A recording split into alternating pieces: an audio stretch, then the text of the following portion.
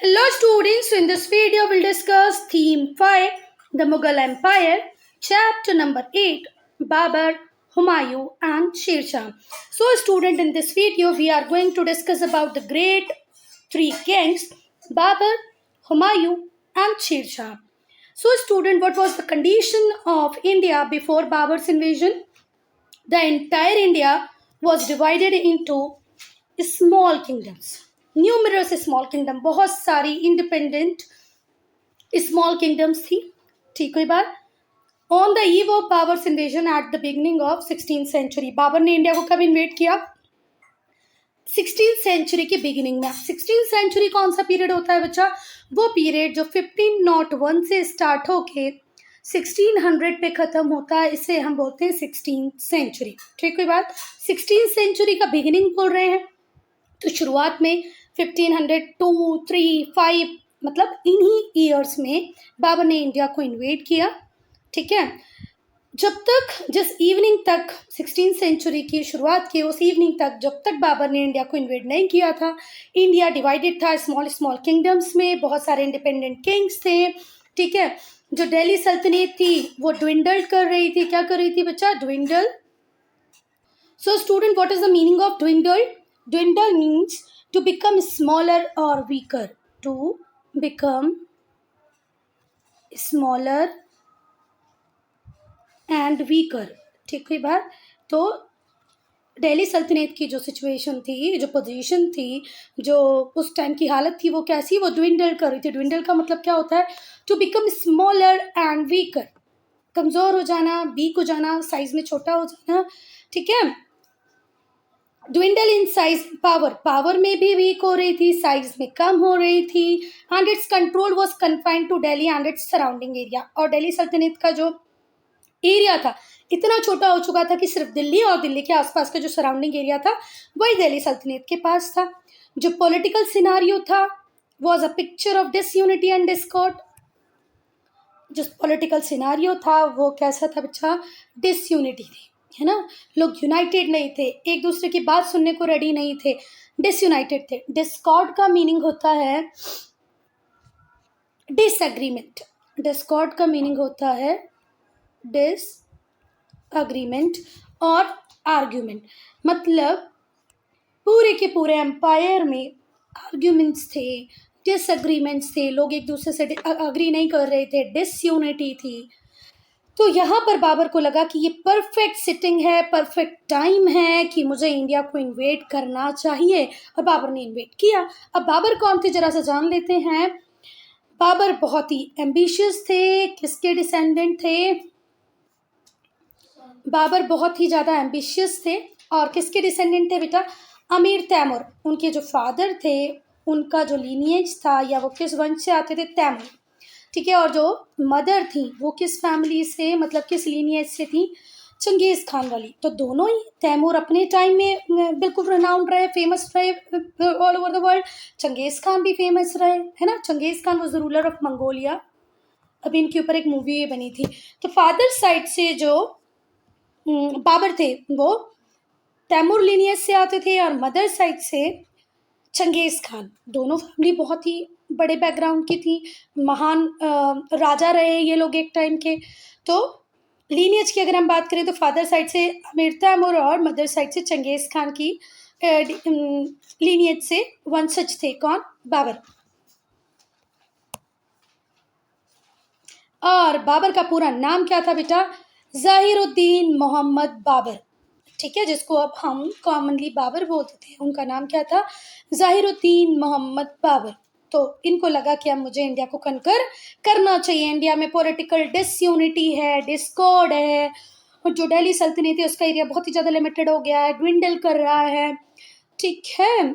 और एक दूसरे से लोग अग्री नहीं हैं. तो चलो अभी it's perfect time to invade India. और उसने इंडिया पे इन्वेजन कर दिया. कब? 16th सेंचुरी की शुरुआत में. Now rulers of Mughal empire. जो इतना बड़ा मुगल एम्पायर था उसमें कौन कौन से रूलर थे और किस टाइम पीरियड तक उन्होंने रूल किया. सो अगर हम पूरे एंटायर मुगल रूल की बात करें कि मुगल एम्पायर कब शुरू हुआ और कब ख़त्म हुआ, तो वो शुरू हुआ था बच्चा 1526 में, और इसका एंड होता है 1707 में. 1526 से शुरू होके 1707 में ख़त्म होने वाला एम्पायर है मुगल एम्पायर। ठीक कोई बात? Emperor and their reign, period of their reign. Babur ने रूल किया बेटा इंडिया पर सिर्फ 1526 से 30 तक, मतलब सिर्फ 4 ईयर ये रूल कर पाए। फिर बाबर के सन थे, बेटे थे हुमायूं। इन्होंने 2 टाइम इंडिया के ऊपर रूल किया। पहले 10 ईयर रूल किया, 30 से 40 तक, ईजी है, ईजिली लर्न हो जाएगा। फिर ये 55 में वापस आते हैं, तो 55 से 56 1 ईयर फिर रूल किया, मतलब इन टोटल इन्होंने 11 ईयर रूल किया। पहले 30 से 40, फिर 55 से 56। Then Akbar. Akbar is the greatest Mughal ruler. अगर पूछा जाएगा कि मुगल रूलर्स में से सबसे महान मुगल रूलर कौन थे, ग्रेट मुगल रूलर कौन थे, तो क्या ही बोलोगे बेटा? अकबर। अकबर ने रूल करना स्टार्ट किया 1556 से। He is the son of Humayun. किसके बेटे हैं अकबर? अकबर हुमायूं के बेटे हैं। इन्होंने 1556 से रूल करना स्टार्ट किया और कब तक रूल किया बेटा? 1605 तक रूल किया। तो अप्रॉक्सीमेटली 50 ईयर इन्होंने रूल किया। अकबर के जो बेटे हैं वो हैं जहांगीर। तो बच्चा जहांगीर ने रूल करना स्टार्ट किया 1605 में और इसका रूल एंड होता है 1627 में।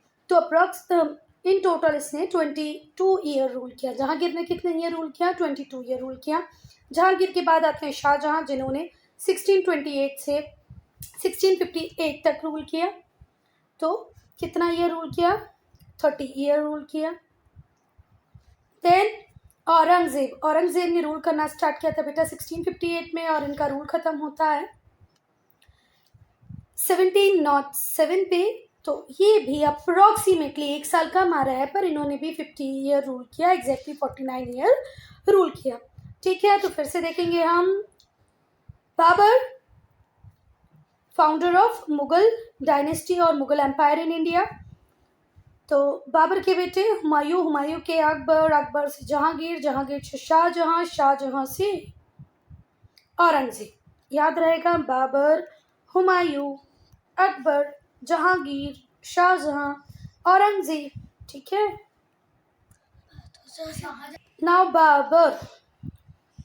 Babar the founder of Mughal empire. Mughal empire के फाउंडर कौन थे बेटा? Babar.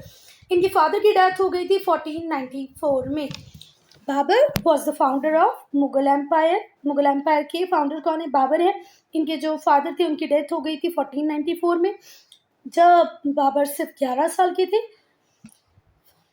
He lost his father in 1494 when he was only 11 year old and became the ruler of a small principality। एक बहुत छोटी सी प्रिंसिपैलिटी थी, एक एरिया था कहाँ पर? सेंट्रल एशिया में, जिसका नाम था Fergana.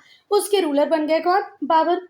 Babur, founder of Mughal Empire, lost his father in 1494, became the ruler of very small principality in the age of 11 years, Fargana, which is located in Central Asia. Babur inherited Fargana from his father.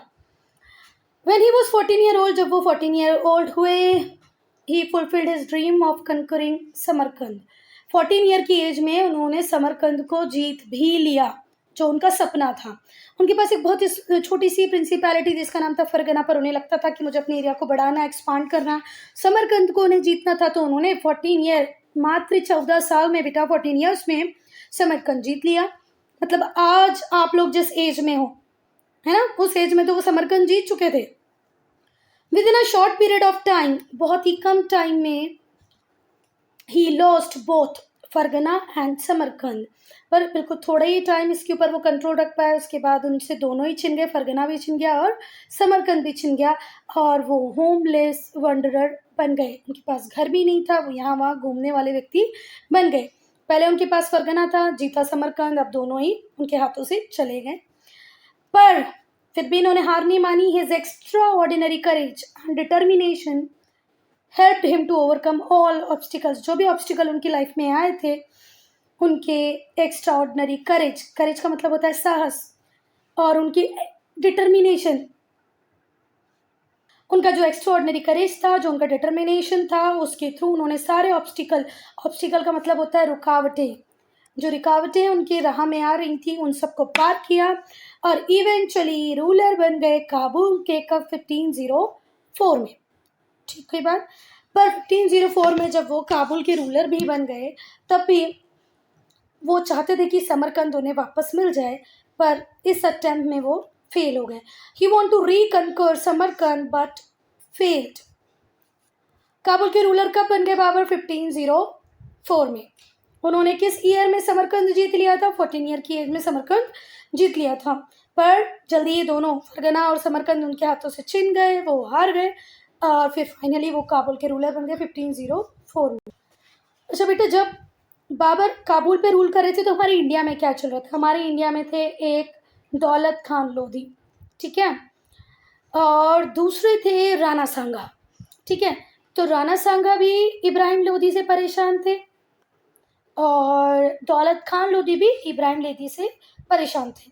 ठीक है, तो इन लोगों ने क्या किया, जो दौलत खान लोधी थे इन्होंने इनवाइट किया, बुलाया, किसको इनवाइट किया? बाबर को, कि आओ इंडिया, आओ इंडिया को इन्वेट करो, इंडिया को लूटो और इब्राहिम लोधी को ओवरथ्रू कर दो।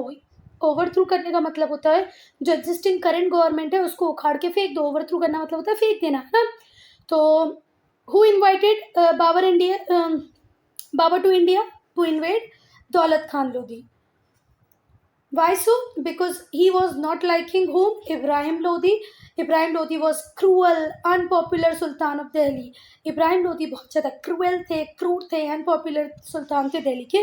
तो दौलत खान को लगा कि अगर हम बाबर को बुला लें इंडिया को इन्वेट करने तो बाबर इंडिया को इन्वेट भी कर देगा और इब्राहिम लोधी को उखाड़ के बाहर भी फेंक देगा।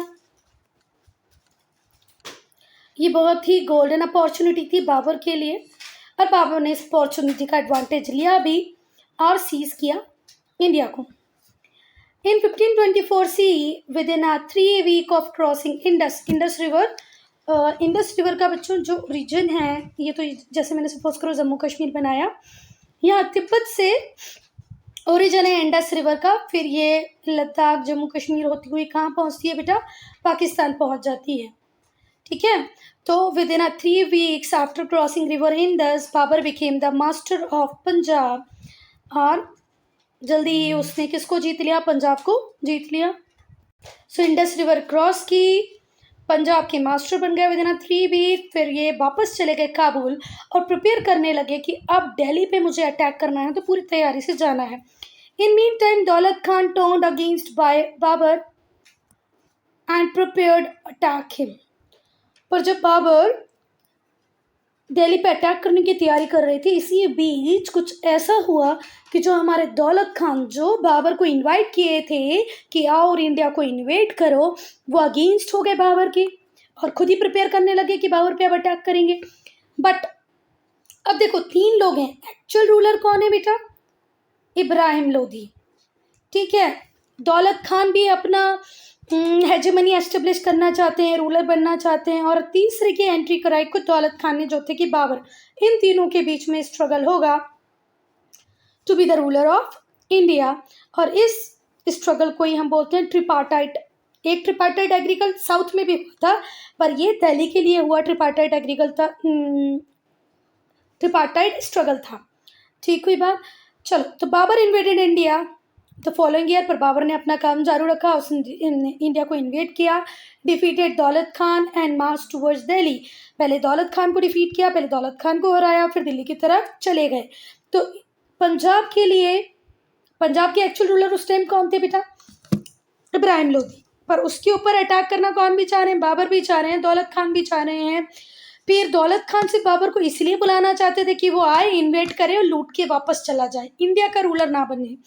पर बाबर को जब दौलत खान ने देखा कि वो चाहते हैं कि भैया मैं इंडिया पे रूल करूं, तो उन्होंने बोला भाई इससे तो नहीं बनेगी, तो वो खुद ही दौलत खान अगेंस्ट हो गए बाबर के, उनके ऊपर अटैक किया। पर दौलत खान हारे और हारने के बाद आगे की तरफ आए हमारे बाबर। तो दौलत खान का तो अब काम तमाम हो चुका है। अब लड़ाई में उस ट्रिपार्टाइट स्ट्रगल में बचे 2, वो थे बाबर और इब्राहिम लोधी। तो अब हम डिस्कस करेंगे the first battle of Panipat, Panipat का प्रथम युद्ध। Babur and Ibrahim Lodi came face to face at Panipat in 1526. Battle of Panipat कब हुआ बेटा? 1526. तो कौन सी आर्मी आप सामने आई? आमने सामने आई। एक थी बाबर और दूसरी थी इब्राहिम लोदी की। एक बाबर की, दूसरी इब्राहिम लोदी की। Ibrahim's large army was no match for Babur's small, disciplined and loyal army. देखो इब्राहिम लोदी की उस टाइम जो आर्मी थी भयंकर बड़ी थी, नंबर्स में बहुत ज़्यादा थी, और बाबर की आर्मी छोटी थी। पर इतनी बड़ी आर्मी का भी कोई मैच नहीं था बाबर की छोटी सी, बहुत ही ज़्यादा डिसिप्लिन, बहुत ही ज़्यादा लॉयल आर्मी। बाबर के जो सैनिक थे एक तो वफादार, लॉयल थे, बहुत ज़्यादा डिसिप्लिन में रहने वाले थे। और जो कैवलरी थी, कैवलरी का मतलब होता है घुड़सवार, जो हॉर्स के ऊपर जो सैनिक होते हैं उन्हें हम कैवलरी बोलते हैं। एक्सीलेंट कैवलरी थी, फाइन आर्टिलरी थी, तोप वगैरह बहुत अच्छी थी। तो बाबर को जिताने में किस किस ने हेल्प की? एक तो skilled, excellent cavalry, fine artillery, तोपें बहुत अच्छी थी, loyal army and disciplined army. Disciplined, loyal army, excellent cavalry, fine artillery, these make Babur win against the larger army of Ibrahim Lodi. अब यहाँ इब्राहिम लोदी भी गए तो अब रूलर अकेले कौन बच गए बच्चा? बाबर। तीन थे पहले, दौलत खान, नहीं दौलत खान, दूसरे इब्राहिम, तीसरे बाबर। पहले दौलत खान हारे बाबर से, अब इब्राहिम लोदी भी हार गए। कब हारे? Battle of Panipat. Babur was a born leader. Babur born leader था, स्टूडेंट वो बच्चा जो 11 ईयर में किंग बन जाए, 14 ईयर में जो समरकंद को एनेक्स कर ले, है ना। In 11 year he became the king, in 14 year he attacked on Samarkand and annex it. So we can say he was a born leader. बचपन से ही बढ़िया लीडर था, बहुत बढ़िया मिलिट्री जनरल था। So with in a few hours, बिल्कुल थोड़े ही घंटों में, चंद घंटों में जो इब्राहिम की आर्मी था उसको routed, the Ibrahim army was routed. Routed means होता है अ वेरी बैड डिफीट। तो इब्राहिम की आर्मी को क्या मिला बच्चा? Very bad defeat. इब्राहिम की आर्मी बुरी तरह हार गई कुछ ही घंटों में, क्योंकि हमारे जो बाबर थे वो बॉर्न लीडर थे, एक्सपीरियंस मिलिट्री जनरल थे। बाय इवनिंग, और बच्चा ये वही इवनिंग है स्टूडेंट्स, ये वही इवनिंग है जिसका मेन चंद चैप्टर की स्टार्टिंग में है, लिखा हुआ है ना, on the eve of Babur's invasion, ये वही वाला है, बाबर इन्वेजन, ये वही वाली इवनिंग की बात यहाँ पर कर रहे हैं कि बाय इवनिंग तक तो Ibrahim and 15,000 of his soldiers ले dead on the battle field. Ibrahim और उसके 15,000 जो सोल्जर्स थे वो तो निपट गए थे, dead on the battlefield.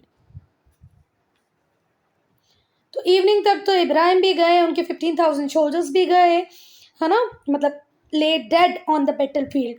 The following day Babur triumphantly जीत कर एंटर हुए, कहाँ पर? दिल्ली में एंटर हुए। Where he was proclaimed the emperor of Hindustan, और अपने आप को क्या प्रोक्लेम किया? Emperor of Hindustan. दौलत खान पहले ही चले गए, इब्राहिम लोदी अब है नहीं। इब्राहिम लोदी को हराया, जो कि दिल्ली के ऊपर रूल कर रहे थे, दिल्ली सल्तनत के ऊपर रूल कर रहे थे। तो अब दिल्ली किसका हो गया? बाबर का हो गया। बाबर दिल्ली में एंटर करते हैं और अपने आप को प्रोक्लेम करते हैं emperor of Hindustan. Now battle of Panipat. Battle of Panipat was the first among many battles the Babur had to win before he could lay claim to sovereign authority. Student, this paragraph is very important to listen it very carefully. Students, it was not easy for Babur after winning Battle of Panipat to establish its sovereign authority in Delhi.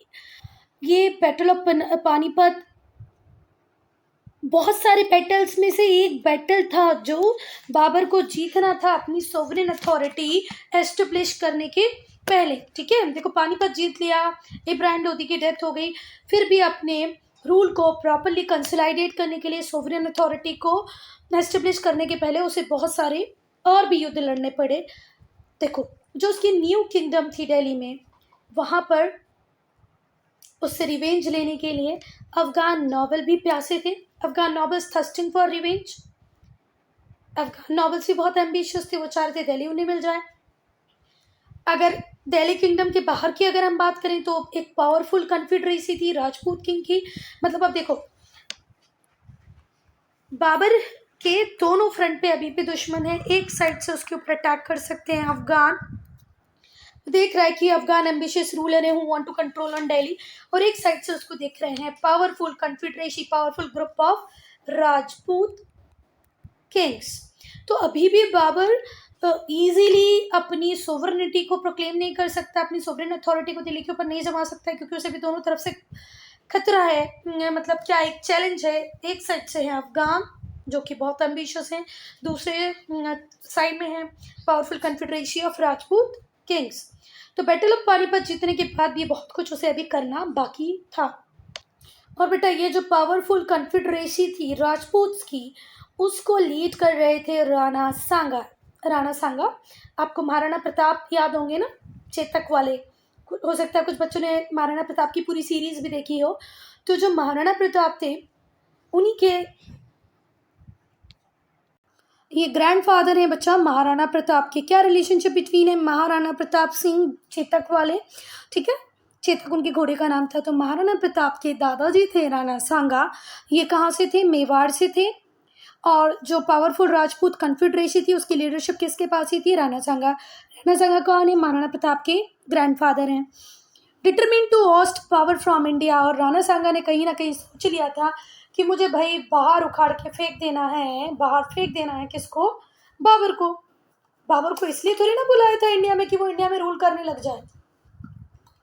हमने तो बाबर को इसलिए बुलाया था कि वो इब्राहिम लोधी को हरा दे और वापस चला जाए, पर बाबर तो यहाँ रूल करने लग गया, ये तो गलत बात है। ऐसी सोच थी राणा सांगा की। तो राणा सांगा भी सोचते थे कि हमें तो बाबर को उखाड़ के यहाँ से फेंक देना है। To make matter worse his soldiers were war weary and homesick. अच्छा बेटा देखो, अभी बाबर के पास 3 चुनौतियां, अभी 2 मैंने गिनवा दिया आपको। एक थी राणा सांगा से राजपूत कन्फेडरेसी के लीडर, दूसरी थी अफगान रूलर जो कि बहुत एम्बिशियस थे, रिवेंज लेना चाहते थे। तीसरी खुद की जो बाबर की आर्मी थी बेटा, ये थक गई थी, बुरी तरह थकी हुई थी, वॉर वेरी। कैसी हो गई थी, वॉर वेरी, मतलब एग्जॉस्टेड। अब तक इतना लड़ लिया था कि अब वो एग्जॉस्टेड हो गए थे, उनके पास अब कैपेसिटी नहीं थी कि वो और आगे लड़ पाएंगे। दूसरा, वो होम सिक फील कर रहे थे, उनको लग रहा था अब हमें घर जाना चाहिए, हमारी फैमिली से मिलना चाहिए। तो पहली बात तो आपको लड़ना है, क्योंकि एक साइड से अफगान आपके ऊपर अटैक करने आ रहे हैं, दूसरे साइड से राजपूत कन्फेडरेसी है ना, जिसको लीड कर रहे हैं राणा सांगा, और वहीं आपकी आर्मी वीक है, एग्जॉस्टेड है, वॉर वेरी है, होम सिक है। तो प्रॉब्लम तो थी बाबर के पास, और इन सब फ्रंट पे जीते हमारे Babur. Babur afterwards Babur made his mind to stay and consolidate his position in India. Babur ने डिसाइड कर लिया था भाई अब तो मैं इंडिया में ही रहूंगा, इंडिया में ही अपनी पोजीशन को कंसोलिडेट किया। कॉन्सोलिडेट, क्या पढ़ते हैं इसको बेटा, कॉन्सोलिडेट, है ना। So Babur has decided to be there in India and consolidate. क्या पढ़ते हैं इसको, consolidate। consolidate का मीनिंग होता है पक्का करना, अपनी पोजीशन को और स्ट्रांग बनाना। तो Babar decided to make his position strong in India with an eloquent and impassioned speech। बच्चा जो स्पीच थी बहुत ही स्ट्रॉन्ग, मतलब हम बोलते हैं कि एलोक्वेंट। एलोक्वेंट का मीनिंग होता है वाक चतुर, जो बहुत ही अच्छा बोल पाता हो, अपनी बातों से सब कुछ समझा पाए, उसे हम बोलते हैं एलोक्वेंट, ठीक है। Able to use language very nicely, very effectively, eloquent. Eloquent, the person who is able to use his language very properly, efficiently, effectively. तो उसकी इफेक्टिव स्पीच, स्ट्रॉन्ग स्पीच की वजह से उसने ट्रांसफॉर्म किया अपनी were very exhausted tired soldiers को किसमें, रेजिमेंट ऑफ हीरोज में, ठीक है। A group of army people, regiment, ठीक है। तो एक ऐसा रेजिमेंट बना दिया जहां सारे हीरोज थे। इतना अच्छा भाषण दिया कि एग्जॉस्टेड टायर्ड थके हुए जितने भी सैनिक थे वो रेजिमेंट ऑफ हीरोज कन्वर्ट हो गए, ट्रांसफॉर्म हो गए, हैप्पी हो गए। अब उनको जो होम सिक लग रहा था वो लगना बंद हो गया। जैसे आप लोगों ने वो देखी होगी ना बाहुबली मूवी, जब सब कुछ हारने लग जाते हैं वो युद्ध में, तो फिर अमरेंद्र बाहुबली बोलते हैं ना, जीतेगा कौन, हारता है कौन, वो जो कुछ कुछ बोलते हैं तो सारे लोग खड़े हो जाते हैं और लड़ने को रेडी हो जाते हैं। वैसा ही कुछ इस स्पीच के बाद हुआ। Then battle of Khanwa. Battle of Khanwa, अभी हमने बैटल ऑफ पानीपत पढ़ा, अभी हम पढ़ेंगे बैटल ऑफ खानवा। 1527 सीई में जो राजपूत कन्फेडरेसी थी, जिसके लीडर थे Rana Sanga, hero of 100 battles, Rana Sanga was known as hero of 100 battle. ठीक है, मेवाड़ के राणा सांगा, जिन्हें कहा जाता है hero of 100 battle, clashed with Babur army at Khanwa. इनकी लड़ाई हुई किससे? बाबर की आर्मी से, खानवा में। आगरा के पास एक गांव है Khanwa, a village near Agra, Khanwa, the place where Babur's army met with Rana Sanga. The Rajput fought with desperate valour and courage. Rajput अपनी पूरी शक्ति लगाकर लड़े, पर युद्ध तो किसने ही जीता? बाबर ने। Babur won the battle with superior artillery and cavalry. देखो पानीपत में भी आर्टिलरी कैवलरी का एक इंपॉर्टेंट रोल था, वही इंपॉर्टेंट रोल बैटल ऑफ खानवा में भी था, कि इनके पास जो तोपें थी, आर्टिलरी मतलब जो तोपें थी, बहुत ही अच्छी क्वालिटी की थी, सुपीरियर थी। इनके घुड़सवार बहुत ही एफिशिएंट, इफेक्टिव थे। तो with the efficient courageous cavalry, superior artillery, Babur फिर से युद्ध जीत जाते हैं। राणा सांगा की होती है हार, मतलब पूरी की पूरी राजपूत कॉन्फेडरेसी की होती है हार। कब होती है बेटा? 1527। जो बैटल ऑफ खानवा था, खनवा, वो ज़्यादा डिसाइसिव बैटल था बच्चा, as compare to battle of Panipat. ठीक है, बैटल ऑफ पानीपत से भी ज़्यादा डिसाइसिव था बैटल ऑफ खानवा। जो बैटल ऑफ पानीपत था उससे सिर्फ सुल्तान, दिल्ली के सुल्तान की हार हुई थी, but victory at Khanwa gave Babur supreme control. पर जैसे ही देखो दिल्ली जीत लिया, दिल्ली के रूलर को हरा दिया, उसमें इतनी बड़ी बात नहीं थी बच्चा, पर खानवा जीत के तो सुप्रीम कंट्रोल अब बाबर के कंट्रोल में आ गया। सबसे बड़े मतलब एरिया को कंट्रोल करने लग गए बाबर। सेंट्रल इंडिया के एक बहुत बड़े एरिया का कंट्रोल आना डिसाइसिव था उस टाइम में। तो बैटल ऑफ खानवा ज़्यादा डिसाइसिव है कि बैटल ऑफ पानीपत, तो बोलना battle of Khanwa. The defeat of powerful Rajput removed the biggest obstacle of Mughal rule in India. Mughal rule को सबसे बड़ा खतरा ही था पावरफुल राजपूत से, जो कि एक तरीके से खत्म कर दिया। ऑब्स्टिकल का मतलब होता है रुकावट, इस रुकावट को बाबर ने खत्म कर दिया और मुगल रूल को इंडिया में एस्टेब्लिश करने के लिए जो भी कुछ मुश्किलें थी उसमें से आधी खत्म हो गई। अब होगा battle of Chanderi. Now battle of Chanderi. Chanderi Rajput का एक स्ट्रॉन्ग होल्ड था मालवा में। ठीक है, किसके कंट्रोल में था? मदीनी राय, रूलर थे मदीनी राय, प्लेस थी चंदेरी, किसके कंट्रोल में थी? राजपूत के कंट्रोल में थी, कहाँ पर? मालवा में। 1528 में बाबर ने फोर्ट ऑफ चंदेरी को भी अपने कंट्रोल में ले लिया, सीज कर लिया, कैप्चर कर लिया। Almost all the Rajput perished, और जितने भी राजपूत थे वो बैटल में हार चुके थे। पेरिस्ड करना मतलब धीरे धीरे करके खत्म हो जाना, है ना, खराब हो जाना, खत्म हो जाना। पेरिस, जितने भी राजपूत रूलर थे वो पेरिश कर गए बैटल में। चंदेरी का जो फोर्ट था वो किसके कंट्रोल में आ गया? बाबर के कंट्रोल में आ गया। और उस टाइम मालवा का जो चंदेरी रीजन था उस पर कौन रूल कर रहे थे? मदीनी राय। किस ईयर की बात हो रही? 1528 की बात हो रही। बेटा जब चंदेरी की हार हुई, देखो पहले इब्राहिम लोदी खुद हार गए, फिर इतनी बड़ी राजपूत कॉन्फेडरेसी हार गई राणा सांगा की लीडरशिप में, जिनको कितने युद्ध जीतने का खिताब हासिल था, वो भी हार गए। अब जब चंदेरी हारे तो उसके बाद किसी भी राजपूत चीफ ने कोशिश नहीं की कि वो बाबर की अथॉरिटी को चैलेंज करेगा। अब बात करेंगे हम उन अफगान रूलर्स की जो भी चाहते थे कि भाई बाबर को हमें हरा देना चाहिए। Battle of Ghaghra. क्या पढ़ेंगे? Battle of Ghaghra. जो रिबेलियस अफगान थे बिहार के और बंगाल के, वो भी एक थ्रेट थे, चेतावनी की तरह थे बाबर की अथॉरिटी को। तो 1529 में बाबर इन्फ्लिक्टेड अ क्रशिंग डिफीट। बाबर ने एक बहुत ही खतरनाक क्रशिंग डिफीट दी किसको? अफगान्स को। कहाँ पर? बैटल ऑफ घाघरा में। बैटल ऑफ घाघरा में कौन कौन लड़े? अफगान रूलर्स। और ये अफगान रूलर्स कहाँ के थे? बिहार और बंगाल के, है ना, बंगाल और बिहार के जो रिबेलियस अफगान्स थे, उनकी लड़ाई हुई बाबर के साथ 1529 में, जिसमें उन्हें मिली क्रशिंग डिफीट। किसको? अफगान्स। बैटल ऑफ घाघरा कब हुआ? 1529 में। By 1530 he was the master of Punjab, Delhi, Gangetic plain and Bihar. 1530 तक अब बाबर के पास कौन कौन सा एरिया आ गया है बेटा? पंजाब तो उसने बहुत पहले जीत लिया था, पंजाब दौलत खान के बाद। दिल्ली इब्राहिम लोदी, गैंगेटिक प्लेन भी आ गया, और बिहार भी अब किसके पास आ गया? बाबर के पास आ गया। और थोड़ा सा राजस्थान भी है, ठीक है, मतलब पार्ट्स ऑफ राजस्थान है, पंजाब है, दिल्ली है, गैंगेटिक प्लेन है और बिहार। बाबर्स मेमोयर्स। बाबर्स मेमोयर्स, बाबर का जो मेमोयर है उसे बोलते हैं तुजुक-ए बाबरी। ये लिखा हुआ है फ्लॉलेस टर्किश। किस लैंग्वेज में लिखा गया है? टर्किश लैंग्वेज में लिखा गया है, वो भी बिल्कुल बढ़िया से, फ्लॉलेस है ना, कुछ भी गलतियां वगैरह इसमें नहीं है, बहुत अच्छे से तरीके से लिखा गया है। तुजुक-ए बाबरी किस लैंग्वेज में लिखा गया है? टर्किश लैंग्वेज में लिखा गया है। किसका मेमोयर है? बाबर का मेमोयर है Tuzuk-e Baburi. Are considered to be the best autobiographies in the world. लिखने वाले खुद बाबर थे, तभी इसे ऑटोबायोग्राफी बोला। बायोग्राफी का मतलब होता है जब आपकी लाइफ को कोई और लिख दे तो वो बायोग्राफी है, पर जब आप अपनी लाइफ को खुद लिखो तो वो होती है ऑटोबायोग्राफी। तो बाबर ने अपने मेमोयर तुजुक-ए बाबरी को खुद लिखा है। किस लैंग्वेज में लिखा है? टर्किश लैंग्वेज में लिखा है।